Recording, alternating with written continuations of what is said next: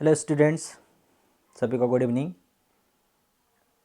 आज हम 11th business study में हमारी जो थर्ड यूनिट है निजी और सार्वजनिक उपक्रम या निजी और सार्वजनिक क्षेत्र, public sector and private sector. तो मेरे पहले वीडियो में आप लोगों को मैंने प्राइवेट सेक्टर के बारे में बताया था कि प्राइवेट सेक्टर किसे कहते हैं या निजी क्षेत्र क्या होता है। आज हम उसी में एक नया देखने वाले हैं, सार्वजनिक क्षेत्र या जिसे हम बोलते हैं पब्लिक सेक्टर। तो ये पब्लिक सेक्टर क्या होता है उसके बारे में आज हम देखते हैं। देखिए, पब्लिक सेक्टर मीन्स निजी क्षेत्र के बारे में मैंने बताया था कि निजी क्षेत्र के उपक्रम वे उपक्रम होते हैं जिन पर व्यक्तियों या व्यक्तियों के समूह का नियंत्रण होता है, वही पूंजी लगाते हैं। तो उनका स्वामित्व प्रबंधन निजी हाथों में होता है। ऐसे क्षेत्रों को हम निजी क्षेत्र बोलते हैं, निजी क्षेत्र के उपक्रम बोलते हैं। अब यहाँ पर सार्वजनिक क्षेत्र मतलब पब्लिक मीन्स जनता का उपक्रम, जनता के हित के बारे में जिसमें ज़्यादा सोचा जाता है। इसका मतलब ये हुआ कि जनता के लिए कौन सोचेगा? सरकार। तो पब्लिक सेक्टर में सरकार का क्षेत्र। सार्वजनिक क्षेत्र का अर्थ हम यहाँ पर समझेंगे। देखिए, परीक्षा की दृष्टि से भी हम उसको देखते चलते हैं कि परीक्षा में आ गया सार्वजनिक क्षेत्र का अर्थ लिखिए। सार्वजनिक क्षेत्र किसे कहते हैं? सार्वजनिक क्षेत्र से क्या आशय है? सार्वजनिक क्षेत्र से आप क्या समझते हैं? सार्वजनिक क्षेत्र का क्या तात्पर्य है? ये बातें हम ये जो काले अक्षरों में लिखा है हम उसका अर्थ लिख सकते हैं। सार्वजनिक क्षेत्र में सामान्यतया सरकार की वे सभी औद्योगिक एवं आर्थिक क्रियाएं सम्मिलित की जाती है जो सरकार के स्वामित्व एवं प्रबंध के अंतर्गत संचालित की जाती है। सार्वजनिक क्षेत्र के अंतर्गत सामान्यतया सरकार की वे सभी औद्योगिक एवं आर्थिक क्रियाएं सम्मिलित की जाती है। देखिए, यहाँ पर इसको हम अंडरलाइन करेंगे। औद्योगिक एवं आर्थिक क्रियाएं किसकी? सरकार के द्वारा की जाने वाली, सरकार के द्वारा की जाने वाली औद्योगिक और आर्थिक क्रियाएं, उन्हें सार्वजनिक क्षेत्र के अंतर्गत शामिल किया जाता है जो सरकार के स्वामित्व एवं प्रबंध के अंतर्गत संचालित की जाती है। ऐसे उद्योग और आर्थिक क्रियाएं जो सरकार चलाती है या सरकार के स्वामित्व में होती है, उन क्रियाओं को सार्वजनिक क्षेत्र में शामिल किया जाता है। एवं निजी क्षेत्र की भांति इनका उद्देश्य उपभोक्ता को मूल्यों के बदले माल या सेवाएं प्रदान करना होता है। उपभोक्ता को मूल्यों के बदले माल या सेवाएं प्रदान करना होता है। जिस प्रकार से निजी क्षेत्र भी उपभोक्ताओं को माल और सेवाएं प्रदान करता है मूल्यों के बदले, उसी प्रकार से सार्वजनिक क्षेत्र भी उपलब्ध कराता है। तो इस प्रकार से हम इसका आशय यहाँ तक भी लिख सकते हैं। सार्वजनिक क्षेत्र से आशय सरकार की, यहाँ पर सार्वजनिक क्षेत्र से आशय सरकार की वे सभी औद्योगिक एवं आर्थिक क्रियाएं जो सरकार के स्वामित्व एवं प्रबंध के अंतर्गत संचालित की जाती है, सार्वजनिक क्षेत्र कहा जाता है। इतना अर्थ हम लिख सकते हैं। सार्वजनिक क्षेत्र से आशय सरकार की वे सभी औद्योगिक एवं आर्थिक क्रियाएं जो सरकार के स्वामित्व एवं प्रबंध के अंतर्गत संचालित की जाती है, सार्वजनिक क्षेत्र के अंतर्गत आती है, सार्वजनिक क्षेत्र कहलाते। इस प्रकार सार्वजनिक क्षेत्र के उपक्रम के अंतर्गत अब क्या क्या आते हैं? सार्वजनिक क्षेत्र के उपक्रम के अंतर्गत सरकारी स्वामित्व वाले निर्माणी उद्योग, जितने भी वस्तुओं का निर्माण करने वाले उद्योग है, मैन्युफैक्चरिंग इंडस्ट्रीज। फिर खनन क्रिया, जमीन के अंदर से जो खनिज पदार्थ निकाले जाते हैं वो खनन क्रियाएं। फिर सेवाएं, ये तो उद्योग हो गए, निर्माणी उद्योग और खनन क्रियाएं। फिर सेवाओं, सर्विस में रेल सेवा, सड़क सेवा, जल सेवा, वायु परिवहन, डाक सेवा, तार आदि सम्मिलित किए जाते हैं। ये सभी उद्योग और सेवाएं किसके अंतर्गत आती है? ये सार्वजनिक सेवा, सार्वजनिक क्षेत्र के अंतर्गत सम्मिलित किए जाते हैं। तो आप लोगों को समझ में आ गया होगा सार्वजनिक क्षेत्र का तात्पर्य कि वह क्षेत्र जिसका स्वामित्व एवं प्रबंधन सरकार के हाथ में होता है, या वह आर्थिक गतिविधियां, आर्थिक क्रियाएं या औद्योगिक क्रियाएं जिनका स्वामित्व प्रबंधन सरकार के हाथ में होता है, उन क्रियाओं को सार्वजनिक क्षेत्र के अंतर्गत रखा जाता है। ठीक है, तो उसे हम सार्वजनिक क्षेत्र कहते हैं। अब विशेषताएं देख लेते हैं। देखिए, पहले विशेषता क्या है सार्वजनिक क्षेत्र की? वही जो अभी हमने आशय देखा उसी में से निकल आएगा। सबसे पहला राज्य का स्वामित्व। निजी क्षेत्र में स्वामित्व किसका होता है? निजी लोगों का, व्यक्ति या व्यक्तियों के समूह का। लेकिन सार्वजनिक क्षेत्र में स्वामित्व किसका होता है? सरकार का स्वामित्व रहता है, सरकार का प्रबंधन रहता है। सार्वजनिक क्षेत्र के उपक्रमों का स्वामित्व सरकार अथवा सरकार अथवा सार्वजनिक सत्ता का होता है। सरकार का होता है या सार्वजनिक सत्ता का होता है। दूसरे शब्दों में इन उपक्रमों का स्वामित्व प्रबंध और संचालन केंद्र, राज्य या स्थानीय सरकार अथवा किसी लोक संस्था के अधीन होता है। ठीक है, तो शॉर्ट में हम बता सकते हैं कि राज्य का स्वामित्व है, कि सार्वजनिक क्षेत्र के अंतर्गत उपक्रम के ऊपर सरकार का स्वामित्व होता है। दूसरा, उत्पादन उत्पादन एवं आपूर्ति। पहला हो गया राज्य का स्वामित्व, दूसरा पॉइंट आ रहा है उत्पादन एवं आपूर्ति। इस क्षेत्र के उपक्रमों द्वारा मूल एवं आधारभूत वस्तुएं व सेवाओं का उत्पादन किया जाता है और आपूर्ति भी की जाती है। सार्वजनिक क्षेत्र के उपक्रमों के द्वारा कौन सी वस्तुओं सेवाओं का उत्पादन और आपूर्ति की जाती है? मूल और आधारभूत सेवाएं और वस्तुओं का उत्पादन भी किया जाता है और पूर्ति भी की जाती है। यह वस्तुएं समाज के लिए अति आवश्यक होती है तथा उनका वितरण सभी को उचित रूप से करना आवश्यक होता है। समाज के लिए जो अनिवार्य चीज़ें होती है, जैसे गेहूं है, चावल है, शक्कर है, तो जो अनिवार्य वस्तुएं जैसे गैस है, जो हमारे घरों में एलपीजी जो गैस आती है, तो ऐसी चीज़ें जो समाज के लिए अनिवार्य आवश्यकता के अंतर्गत आती है, उन चीज़ों का उत्पादन और उनका आधारभूत उत्पादन और पूर्ति वो सार्वजनिक क्षेत्र के अंतर्गत किए जाते हैं। जैसे रेल है, डाक है, तार है, ये जो अभी मैंने जो सर्विसेज पढ़ी, ये सर्विसेज भी अनिवार्य आवश्यकताओं के अंतर्गत आती है। फिर आगे देखते हैं हम, तीसरा है पूंजी एवं तकनीक। सार्वजनिक क्षेत्र के जो उपक्रम हैं उनमें बहुत बड़ी मात्रा में पूंजी लगती है और उच्च तकनीक का इस्तेमाल किया जाता है, जो कि निजी क्षेत्र वो इतनी सारी पूंजी इन्वेस्ट नहीं कर सकता है।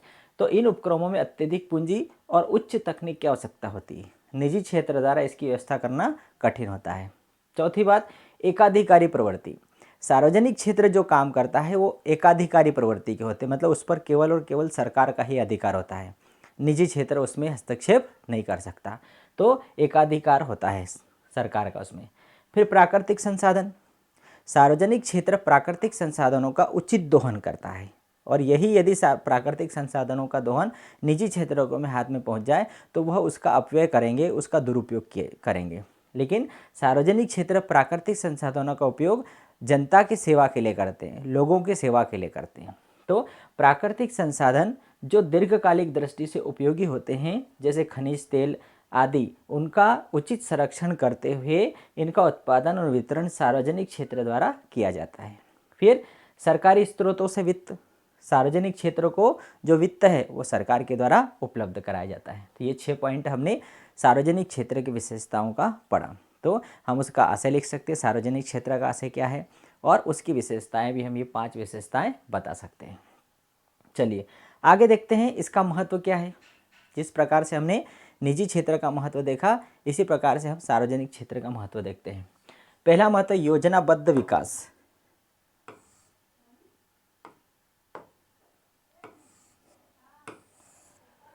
पहला महत्व क्या है? योजनाबद्ध विकास। कि सार्वजनिक क्षेत्र के विकास से देश का योजनाबद्ध विकास होता है। योजनाबद्ध विकास देश का कब शुरू हुआ? हमारा देश 1947 का आज़ाद हुआ, 1950 में हमारे देश का संविधान बना, और 1951 में प्रथम पंचवर्षीय योजना लागू हुई। तो प्रथम पंचवर्षीय योजना लागू हुई 5-5 साल की। तब से योजनाबद्ध तरीके से जिन क्षेत्रों का विकास नहीं हुआ है, जो क्षेत्र पिछड़े हैं, उन क्षेत्रों में स्पेशल उद्योग धंधे स्थापित करके उनका विकास किया जाता है। तो सार्वजनिक क्षेत्र, जो क्षेत्र पिछड़े हैं उन क्षेत्रों में उद्योग धंधे स्थापित करके उनका विकास किया जाता है। योजनाबद्ध तरीके से सार्वजनिक क्षेत्रों से विकास किया जा सकता है। जबकि निजी क्षेत्र वह जहाँ पर ज़्यादा उनको प्रॉफिट होता है वो वहीं काम करते हैं, लेकिन सार्वजनिक क्षेत्र जहाँ पिछड़े क्षेत्र है उन क्षेत्रों में भी वो अपना व्यापार करके क्षेत्र का विकास करते हैं। तो सार्वजनिक क्षेत्र से योजनाबद्ध विकास होता है। दूसरा पॉइंट, तीव्र आर्थिक विकास भी होता है। सार्वजनिक क्षेत्र देश के तीव्र विकास में सहायक होते हैं। कैसे? आधारभूत एवं भारी उद्योग। आधारभूत और भारी उद्योग। आधारभूत मतलब ऐसी चीज़ें का उत्पादन करते हैं जो जैसे आधारभूत और भारी उद्योगों की स्थापना करके उनके लिए पूंजी, श्रम, तकनीक जुटाकर देश का विकास तेजी से किया जाता है। आधारभूत और भारी उद्योग वो होते हैं जैसे लोहा, इस्पात कारखाने, जिनमें जो वस्तुएं बनती है वो अन्य उद्योगों के लिए सहायक होती है, जैसे पूंजीगत वस्तुओं का उत्पादन। तो इस प्रकार का उत्पादन सरकार के उपक्रमों के द्वारा किया जाता है। पूंजीगत वस्तुएं, जैसे दो प्रकार की वस्तुएं मैंने बताई थी कि पूंजीगत वस्तुएं और उपभोक्ता वस्तुएं।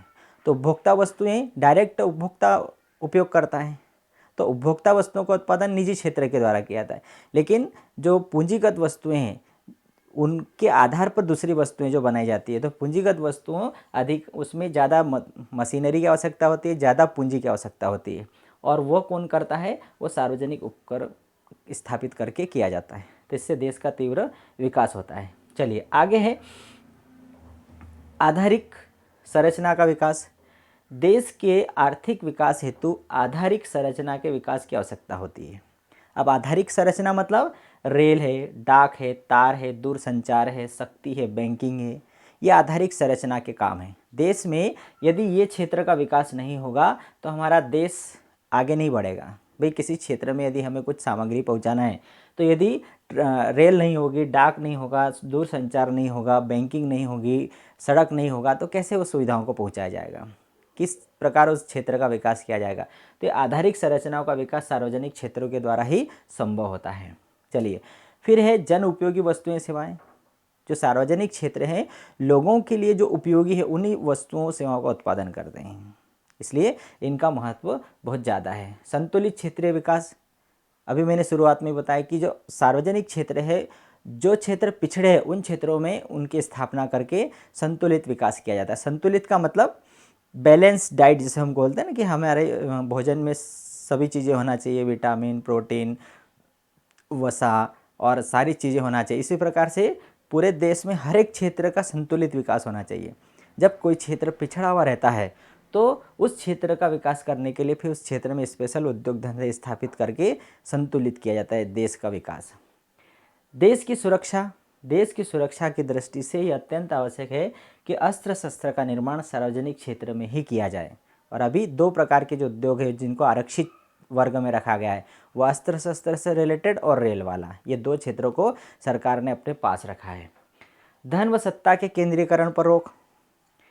यदि महत्वपूर्ण उद्योग निजी क्षेत्र के पास रहने दिए जाए तो एकाधिकार स्थापित करके समाज का शोषण कर सकते हैं और करेंगे, और इसलिए ऐसे उद्योग सार्वजनिक क्षेत्र में स्थापित करके धन व सत्ता के केंद्रीकरण पर रोक लगाई जा सकती है। महत्वपूर्ण उद्योग, इसलिए सरकार महत्वपूर्ण उद्योगों को अपने पास रखती है। यदि निजी क्षेत्रों में चले जाए तो निजी क्षेत्र उस पर अपना एकाधिकार जमा लेते हैं और वो सत्ता का केंद्रीकरण हो जाता है। फिर है अनार्थिक इकाइयों का संचालन। सार्वजनिक उद्योगों द्वारा ऐसी इकाइयों का संचालन किया जा सकता है जो बीमार हो या अनार्थिक ढंग से चल रही हो, अतः ऐसी इकाइयों का देश के हित में राष्ट्रीयकरण कर लिया जाता है। ये भी उसका महत्व है। अधिक रोजगार प्रदान करना, सार्वजनिक क्षेत्र के द्वारा अधिक से अधिक रोजगार प्रदान किए जाते हैं, सरकार के एजेंडे में ये पॉइंट रहता है। प्राकृतिक संसाधनों का संरक्षण होता है, कोषों के स्रोत सरकार की इनकम के साधन होते हैं। तो ये बहुत सारे 11 पॉइंट हमने देखे हैं, इसमें से कोई से भी 5 पॉइंट हम लिख सकते हैं कि सार्वजनिक क्षेत्र का महत्व क्या है। तो इसमें से कोई से भी 5 पॉइंट और हम उसका अर्थ, उसकी 2 लाइन हम लिख सकते हैं। हर एक पॉइंट लिखा और उसकी 2 लाइन लिखी। जैसे योजनाबद्ध विकास, सार्वजनिक क्षेत्र देश का आर्थिक विकास योजनाबद्ध ढंग से करने में सहायक होता है, ये 2 लाइन भी लिख सकते हैं। योजना के अनुसार सभी क्षेत्रों में आवश्यक उद्योग स्थापना करके नियोजित विकास में इसकी महत्वपूर्ण भूमिका होती है। तो शुरू की हम 2 लाइन भी लिख सकते हैं कि सार्वजनिक क्षेत्र देश का आर्थिक विकास योजनाबद्ध ढंग से करने में सहायक होता है, ये उसका महत्व हो गया। दूसरी लाइन लिखी तीव्र आर्थिक विकास, सार्वजनिक क्षेत्र देश के तीव्र आर्थिक विकास में सहायक होते हैं। कैसे हैं, अब यह आगे लिखना पड़ेगा। आधारभूत एवं बाहरी उद्योगों की स्थापना करके उनके लिए पूंजी, श्रम, तकनीक जुटाकर देश का विकास तेजी से किया जा सकता है। यहाँ तक हमें लिखना पड़ेगा, इसमें ये लाइन तक हमें लिखना पड़ेगा यहाँ से। ठीक है, आधारिक संरचनाओं का विकास, इसमें क्या लिखना पड़ेगा, देश के आर्थिक विकास हेतु आधारिक संरचना के विकास की आवश्यकता होती है, जैसे रेल, डाक, तार, दूरसंचार, बैंकिंग आदि, और इन संरचनाओं का विकास सार्वजनिक क्षेत्र द्वारा ही सही प्रकार से संभव होता है। तो इसमें ये पूरी लाइन लिखना पड़ेगी, मतलब उसका जो एक्सप्लेन है वो एक्सप्लेन भी है। अब आप लोग तो पुस्तक में से देख करके लिखोगे तो आप आराम से वो पॉइंट के अंदर की 2 लाइन जिसका मीनिंग हम निकाल सके लिखना पड़ेगा। तो ये 5 पॉइंट हम जन उपयोगी वस्तुएं सेवाएं। निजी क्षेत्र का उद्देश्य अधिकतम लाभ कमाना होता है, अतः जन उपयोगी वस्तुओं सेवाओं का उत्पादन सार्वजनिक क्षेत्र में करना ही उचित रहता है, क्योंकि निजी क्षेत्र इन वस्तुओं की कीमतें बढ़ाकर उपभोक्ताओं का शोषण करते हैं। इसलिए परिवहन, संचार, बिजली, दवाइयाँ, गैस, जल आपूर्ति आदि उद्योगों सेवाओं को सार्वजनिक क्षेत्र में ही रखना उपयुक्त होता है। अब इसको यहाँ पर बहुत बड़ा हो गया, इसको आप अपने शब्दों में लिख सकते हैं कि लोगों के लिए उपयोगी वस्तुएं व सेवाओं का उत्पादन सार्वजनिक क्षेत्र के द्वारा ही किया जाता है। क्यों? क्योंकि निजी क्षेत्र के द्वारा ऊंची कीमतों पर बेच करके लोगों का शोषण किया जा सकता है, इसलिए सार्वजनिक क्षेत्र के द्वारा ही किया जाना उचित होगा। क्षेत्रीय संतुलित क्षेत्रीय विकास, जो क्षेत्र व राज्य पिछड़े हैं वहाँ पर सार्वजनिक उपक्रमों की स्थापना करके देश का संतुलित क्षेत्रीय विकास करना संभव होता है। ठीक है, तो ऐसे 5 पॉइंट आप आराम से याद करके लिख सकते हो। महत्व यदि आता है सार्वजनिक क्षेत्र की विशेषताएं लिखिए, अर्थ लिखिए, विशेषताएं लिखिए या उसका महत्व लिखिए, तो ये हम लिख सकते हैं। ठीक है, अब एक और पॉइंट हम इसमें देख लेते हैं कि सार्वजनिक क्षेत्र और निजी क्षेत्र में क्या अंतर है। अभी हमने जो दोनों का मीनिंग देखा तो हम अंतर भी बता सकते हैं। देखिए ये अंतर आता है, परीक्षा में कई बार आ चुका है, कई बार, मेरे को लगता है कि हर साल ये प्रश्न आता ही है कि निजी क्षेत्र और सार्वजनिक क्षेत्र में अंतर लिखिए, और बहुत ईजी है। सबसे पहला पॉइंट हम लिख सकते हैं स्वामित्व। निजी क्षेत्र में निजी लोगों का स्वामित्व होता है, सार्वजनिक क्षेत्र में सरकार का स्वामित्व होता है, इतनी लाइन लिख सकते हैं। दूसरा उद्देश्य, निजी क्षेत्र का उद्देश्य एकमात्र लाभ कमाना होता है, सार्वजनिक क्षेत्र का एकमात्र उद्देश्य जनता की सेवा करना होता है। तीसरा नियंत्रण, निजी क्षेत्र पर निजी लोगों का नियंत्रण होता है, सार्वजनिक क्षेत्र पर सरकार का नियंत्रण होता है। बहुत ही सिंपल, हम यदि समझ गए तो उसको हम लगा। प्राकृतिक संसाधन, निजी क्षेत्र अपने लाभ बढ़ाने हेतु प्राकृतिक संसाधनों का तेजी से अपने हित में उपयोग करता है, जबकि सार्वजनिक क्षेत्र के अंतर्गत प्राकृतिक संसाधनों का उपयोग दीर्घकालिक दृष्टि से समाज के हित को ध्यान में रखकर किया जाता है। भाई निजी क्षेत्र तो अपने प्रॉफिट के लिए वो बहुत ही गलत तरीके से प्राकृतिक संसाधनों का उपयोग करते हैं, जबकि सार्वजनिक क्षेत्र दीर्घकालीन दृष्टि रख करके उनका उपयोग करते हैं। संतुलित विकास, निजी क्षेत्र में केवल ऐसे उद्योगों और क्षेत्रों का विकास होता है जहां पूंजीपतियों के लाभ अधिक हो। देखना कभी भी कोई भी प्राइवेट कंपनी निजी व्यापार करने वाला कौन सा व्यापार शुरू करेगा जिसमें उसको अधिक से अधिक लाभ होगा। इसका मतलब ये हुआ कि उनको जिसमें लाभ नहीं होगा वो व्यापार नहीं करेंगे, जिसमें अधिक लाभ मिलेगा वही व्यापार करेंगे। इसका मतलब ये हुआ कि जिसमें लाभ होगा वही व्यापार करेंगे, तो इससे देश का संतुलित विकास नहीं होगा। तो फिर देश का संतुलित विकास करने के लिए जो सार्वजनिक क्षेत्र है वो देश के विकास के लिए वो सभी क्षेत्रों पर ध्यान देते हैं। शोषण, निजी क्षेत्र में बेरोजगारी व शोषण का भय बना रहता है। ये प्राइवेट कंपनियां लोगों का शोषण भी कर सकती है और बेरोजगारी भी बढ़ सकती है, जबकि सार्वजनिक क्षेत्र से रोजगार भी मिलता है और शोषण भी नहीं होता है। तो ये कार्यकुशलता, निजी क्षेत्र का प्रबंध व संचालन योग्य व कुशल संचालकों द्वारा किया जाता है, अतः इनमें कार्यकुशलता अधिक पाई जाती है, जबकि इसके विपरीत सार्वजनिक क्षेत्र में राजनीतिक हस्तक्षेप होने व कुशल प्रबंधकों द्वारा संचालन न करने के कारण कार्यकुशलता का अभाव पाया जाता है। ये अंतर होता है कि निजी क्षेत्र में कार्यकुशलता पाई जाती है जबकि सार्वजनिक क्षेत्र में कार्यकुशलता का अभाव होता है। धन व सत्ता का केंद्रीकरण, निजी क्षेत्र में धन व सत्ता का केंद्रीकरण होता है जबकि सार्वजनिक क्षेत्र में इस पर रोक लगाई जाती है। ठीक है, तो हम 5 पॉइंट इसमें भी हम याद कर सकते हैं, बहुत ही सिंपल, इसका अंतर आता ही है, आप इसको तैयार जरूर करना निजी क्षेत्र और सार्वजनिक क्षेत्र को। ठीक है, ये 5 पॉइंट आप बिल्कुल याद कर लेना कि स्वामित्व, उद्देश्य, नियंत्रण, प्राकृतिक संसाधन, संतुलित विकास, ये 5 पॉइंट याद कर लेंगे और उसमें लिख देंगे हम। ठीक है, तो ये निजी क्षेत्र और सार्वजनिक क्षेत्र में अंतर हो गया। अब इसके आगे हम अगले वीडियो में देखेंगे सार्वजनिक उद्यमों का संगठन किस प्रकार से होता है, कौन कौन से उसके पार्ट होते हैं। ठीक है, तो ये वीडियो में आप निजी क्षेत्र, इसके पहले वाले वीडियो में निजी क्षेत्र का आशय, विशेषताएं, महत्व देखा होगा आपने। अभी मैंने सार्वजनिक क्षेत्र का आशय, उसकी विशेषताएं, उसका महत्व और निजी और सार्वजनिक में अंतर, ये बहुत ही इम्पॉर्टेंट पार्ट है, इसके प्रश्न आते ही हैं। ठीक है, तो आप देखिए, अच्छा लगे वीडियो तो शेयर करिए, लाइक करिए और अगला वीडियो जानने के लिए आप सब्सक्राइब ज़रूर करिए। Thank you.